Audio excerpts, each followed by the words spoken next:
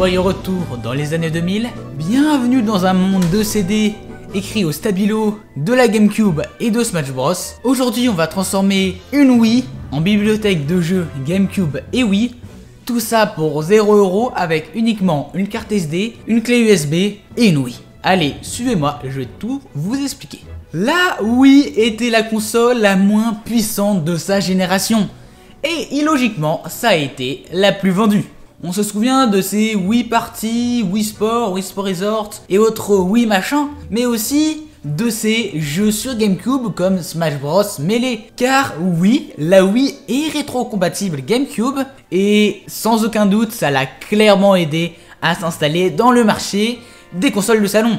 Parce que oui, la GameCube était une excellente console qui s'est mal vendue à cause d'une certaine console qui est encore aujourd'hui la plus vendue au monde, la PS2.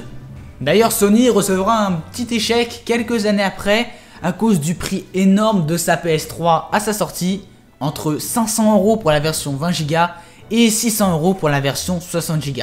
Et je ne ferai pas d'analogie avec le prix de la PS5 actuelle.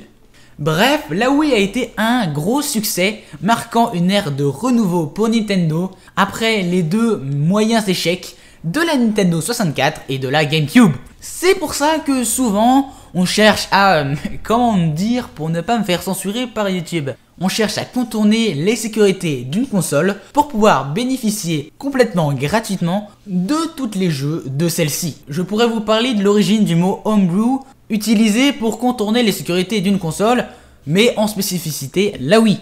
Mais ça serait chiant, donc je vais vous faire un court résumé. J'ai pris une carte SD, j'ai foutu plein de dossiers bizarres.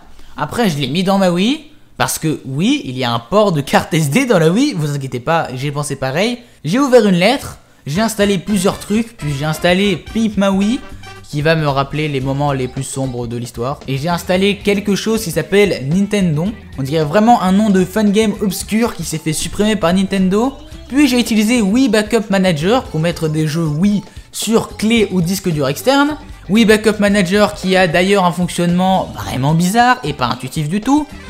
Et voilà, vous avez réussi, vous êtes parmi les 95% des gens qui n'ont pas cassé leur Wii. Car oui, il y a toujours une chance de casser sa console quand on la craque. Et c'est pour ça qu'il faut faire très attention. Personnellement, c'est ce que j'ai fait et ça a fonctionné nickel. J'ai légèrement modifié cette Wii grâce à Wii Passion, qui m'a beaucoup aidé pour faire cette vidéo et dont laquelle toutes les sources sont dans la description.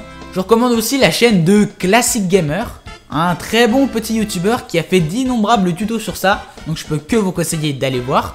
D'ailleurs, vous pouvez mettre vos jeux sur DVD, mais je n'ai pas réussi personnellement, sur clé USB ou sur disque dur externe. Le plus rentable par rapport au prix et au nombre de gigas offerts, c'est très clairement le disque dur externe.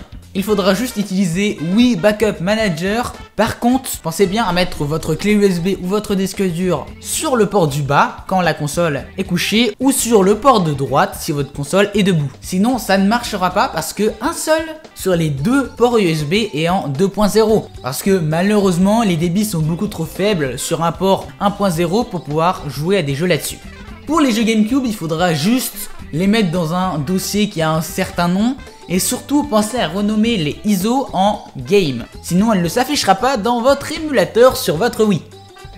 Bon, alors, qu'est-ce que j'en pense de hacker sa Wii? Eh bah, c'est un excellent moyen de redonner vie à une console vieille de déjà 14 ans.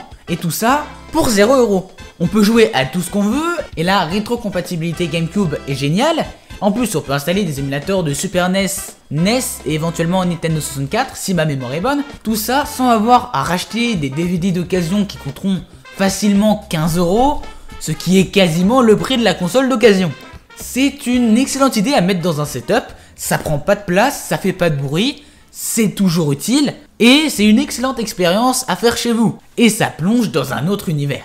Ah oui, aussi avant, j'utilisais une télévision blanche parce que ça rendait terriblement bien avec une Wii blanche elle aussi. Malheureusement, elle n'émettait pas de son parce que les haut-parleurs étaient cassés, j'imagine.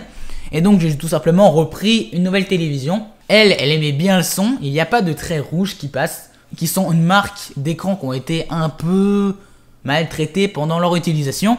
Et maintenant, le son fonctionne nickel. Bref, salut à tous, c'était Screeny, rejoignez-moi sur mon serveur Discord ou sur Twitch, à peu près 4-5 streams par semaine, même si cette semaine il y en a eu beaucoup moins, je vous laisse deviner pourquoi. Bref, ciao, c'était Screeny.